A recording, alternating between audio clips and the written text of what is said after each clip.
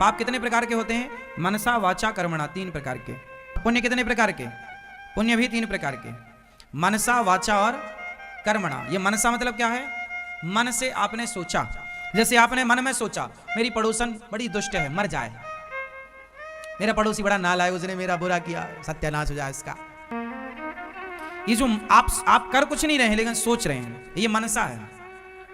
अच्छा, आपने मन से ये सोचा मेरा पड़ोसी बहुत गरीब है, हे भगवान उसकी बेटी का अच्छे से ब्याह हो जाए, मेरा पड़ोसी बड़ा गरीब, उसको खूब धन मिल जाए। मन से या तो उसके बारे में गलत सोचा या तो मन से उसके बारे में, और पड़ोसी मैंने एक एग्जाम्पल दिया, किसी भी तरह से आप सोच सकते हैं।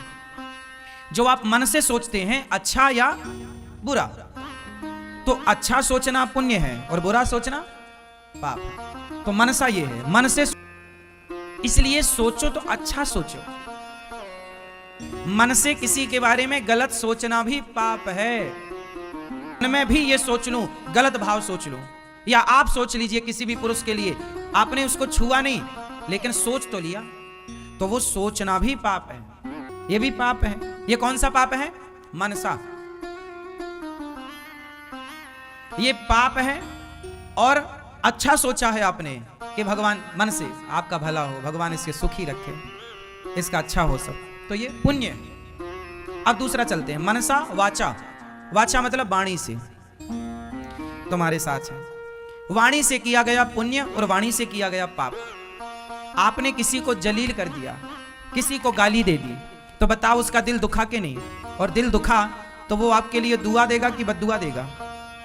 फिर वो पाप है कि नहीं? मेरे लिए बद्दुआएं निकलेंगी या किसी के लिए? वो पाप है। और अच्छा, मैं आपको अच्छा कहूं, आप वाकई अच्छे हैं और आपको अच्छा कहूं, आपके काम को समाज में रखूं कि आपने ये काम किया, ये सुंदर किया, और आपकी समाज में जय जयकार हो, तो आप खुशी हो जाएंगे, आपका रोम रोम मुझे आशीर्वाद देगा, वो पुण्य है। आप अपनी वाणी से किसी को खुश भी कर सकते हैं और किसी को दुख भी। कहते हैं गोली के घाव भर जाते हैं पर बोली के घाव नहीं भरते। तो बोली मार डालती है। अरे बोली ने महाभारत करा दिया। बोली ही तो लग गई। कैकई, मंथरा ने बोली, कैकई को बोला ही तो, बोल बोल के भड़का दिया, बोल बोल के तो भड़काया, वो शब्द ही तो बोली थी ना मंथरा ने कैकई को। तो मनसा वाचा, मंथरा के वाचा ने राम को वनवास भेज दिया। बोलो हाँ या ना?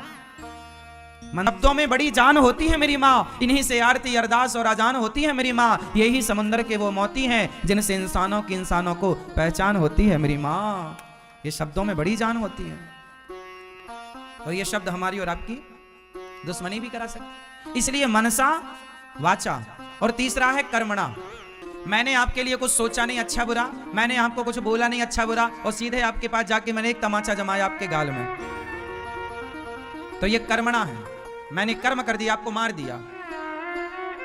और मैंने आपके बारे में कुछ सोचा नहीं, आपके बारे में कुछ बोला नहीं, पर मुझे लगा कि आप भूखे हैं तो मैं रोटी लेकर गया और आपके सामने मैंने रख दी, आपको जरूरत थी रोटी की। एक कर्म यह है कि मैं इन हाथों से आपके लिए रोटी लाऊं, और एक कर्म यह है कि मैं इन हाथों से आपके गाल में तमाचा मारूं, या टांग तोड़ दूं, या आपका सिर फोड़ दूं।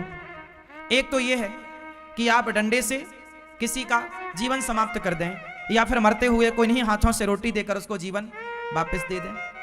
तो ये कर्म से ही ना हो रहा है, तो डंडा मार के किसी को मार देना वो पाप है, और किसी भूखे को मरते को रोटी दे देना इन्हीं हाथों से ये पुण्य है। तो मनसा, जोर से मेरी माँ, मनसा वाचा कर्मणा, 3 पाप हैं और 3 ही पुण्य है।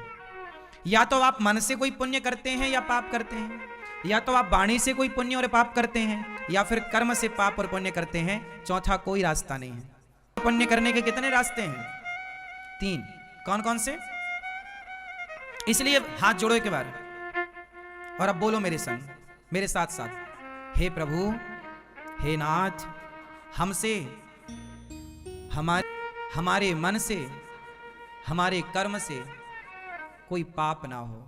हे नाथ, हमसे मनसा वाचा कर्मणा कोई पाप ना हो। सदा सदा हमारी वाणी आपका गुणगान गाती रहे, और सदा हमारा शरीर आपकी और आपके भक्तों की सेवा में लगा रहे।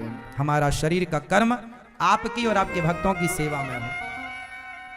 हम सपने में भी, स्वप्न में भी अपने मन वाणी कर्म से किसी का दिल ना दुखाएं।